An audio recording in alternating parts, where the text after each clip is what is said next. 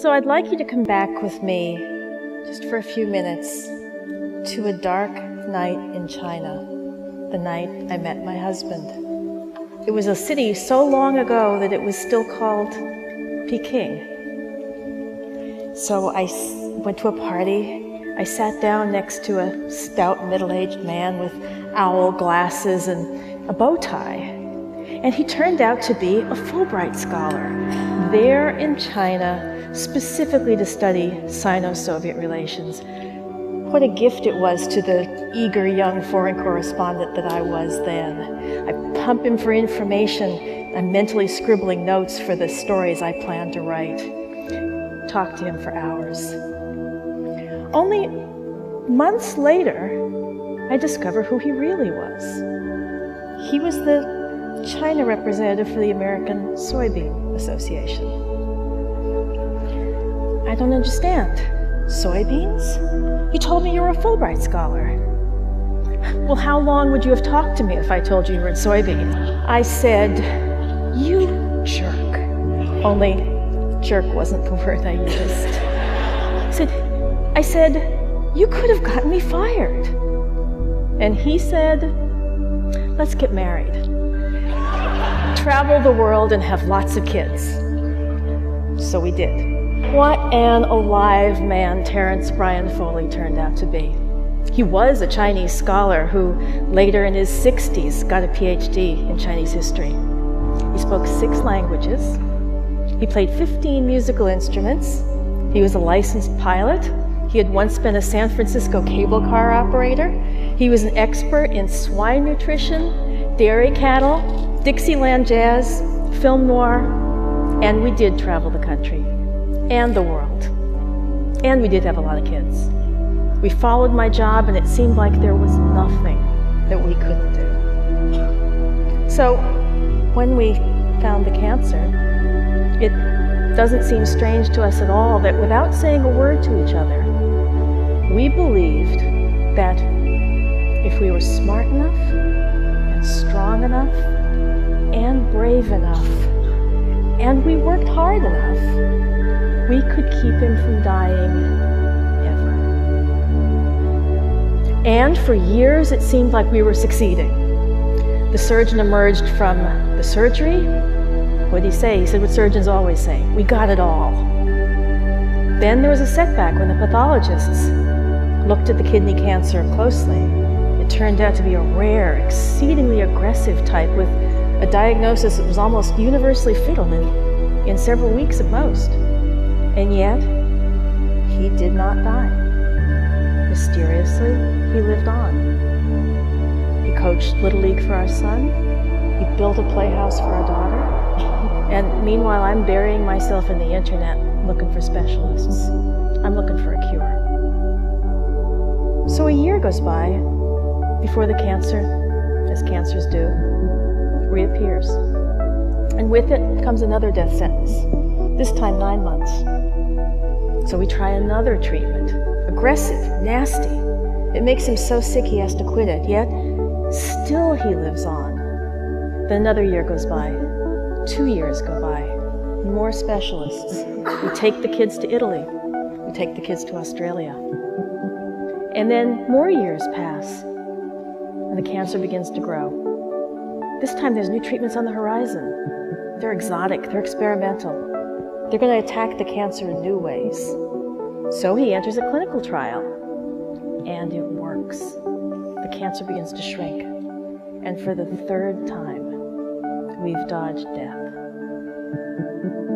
So, now I ask you, how do I feel when the time finally comes and there's another dark night, sometime between midnight and 2 a.m., this time it's on the intensive care ward, when a 20-something resident that I've never met before tells me that Terence is dying, perhaps tonight.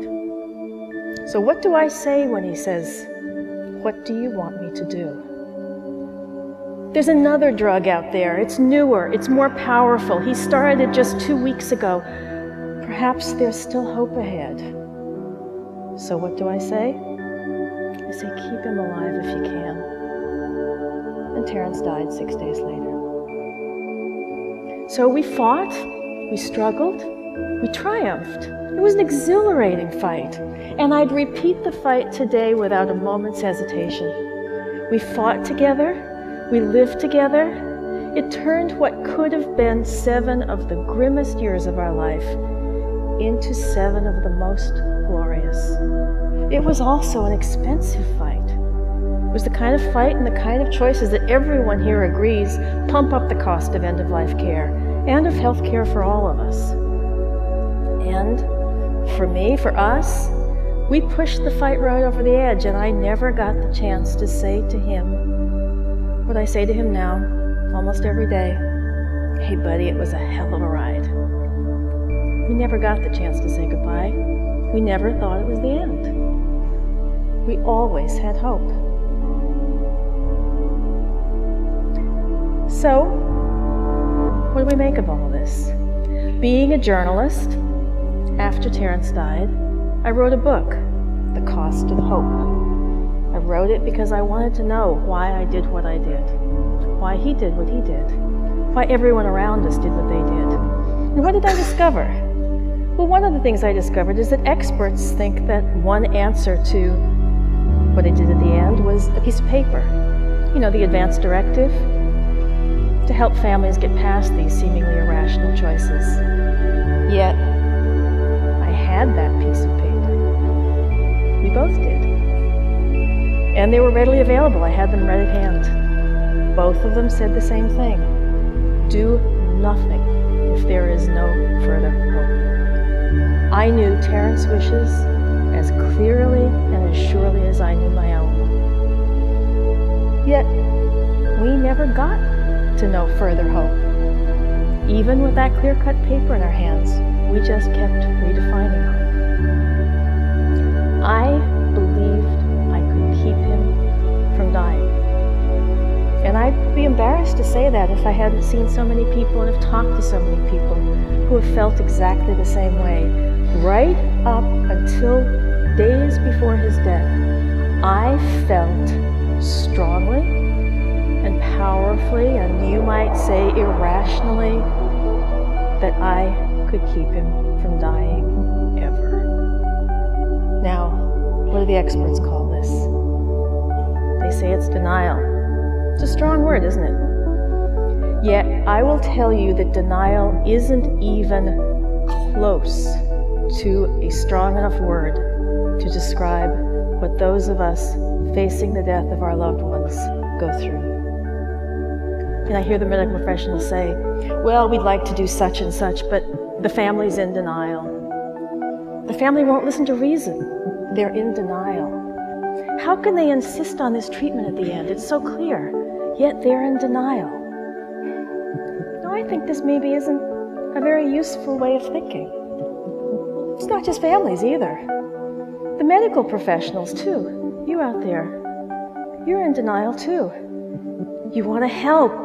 You want to fix. You want to do. You've succeeded in everything you've done. And having a patient die, well, that must feel like failure. I saw it firsthand. Just days before Terence died, his oncologist said, tell Terence that better days are just ahead, days before he died. Yet, Ira Byock, the director of palliative medicine at Dartmouth, said, you know, the best doctor in the world has never succeeded in making anyone immortal. So, what the experts call denial, I call hope. And I'd like to borrow a phrase from my friends in software design.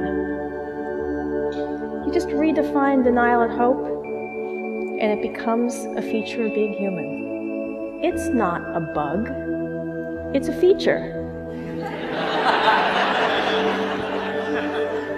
So we need to think more constructively about this very common, very profound, and very powerful human emotion.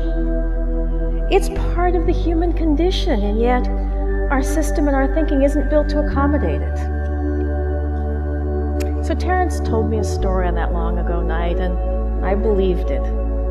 Maybe I wanted to believe it. And during Terence's illness,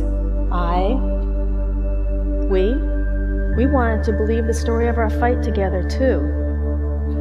Giving up the fight, for that's how it felt. It felt like giving up. Meant giving up not only his life, but also our story. Our story of us as fighters. The story of us as invincible. And for the doctors, the story of themselves as healers. So what do we need? Maybe we don't need a new piece of paper. Maybe we need a new story. Not a story about giving up the fight or of hopelessness, but rather a story of victory and triumph, of a valiant battle and eventually, a graceful retreat. A story that acknowledges that not even the greatest general defeats every foe, that no doctor has ever succeeded in making anyone immortal, and that no wife, no matter how hard she tried, has ever stopped even the bravest, wittiest, and most maddeningly lovable husband from dying when it was his time to go. People did mention hospice, but I wouldn't listen. Hospice was for people who were dying. Terence wasn't dying. As a result, he spent just 4 days in hospice, which I'm sure, as you all know, is a pretty typical outcome. And we never said goodbye because we were unprepared for the end. We have a noble path to curing the disease, patients and doctors alike. But there doesn't seem to be a noble path to dying. Dying is seen as failing. And we had a heroic narrative for fighting together, but we didn't have a heroic narrative for letting go. So maybe we need a narrative for acknowledging the end and for saying goodbye. And maybe our new story will be about a hero's fight and a hero's goodbye. Terence loved poetry, and the Greek poet Constantine Cavafy is one of my favorite poets. So I'll give you a couple lines from him. This is a poem about Mark Antony. You know Mark Antony, the conqueror here, Cleopatra's guy? Actually, one of Cleopatra's guys. And you know, he's been a pretty good general. He's won all the fights. He's eluded all the people who are out to get him. And yet this time, finally, he's come to the city of Alexandria and realized that he's lost. The people are leaving, they're playing their instruments, they're singing, and suddenly he knows he's been defeated. And he suddenly knows he's been deserted by the gods, and it's time to let go. The poet tells him what to do. He tells him how to say a noble goodbye, a goodbye that's fit for a hero. As if long prepared, as if courageous, as it becomes you who were worthy of such a city, approach the window with a firm step and with emotion, but not with the entreaties or the complaints of a coward. As a last enjoyment, listen to the sounds, the exquisite instruments of the musical troops, and bid her farewell, the Alexandria you're losing. That's a goodbye for a man who was larger than life, a goodbye for a man for whom anything, well, almost anything, was possible. A goodbye for a man who kept hope alive. And isn't that what we're missing? How can we learn that people's decisions about their loved ones are often based strongly, powerfully, many times irrationally, on the slimmest of hopes? The overwhelming presence of hope isn't denial. It's part of our DNA as humans. And maybe it's time our healthcare system, doctors, patients, insurance companies, us, started accounting for the power of that hope. Hope isn't a bug, it's a feature. Thank you.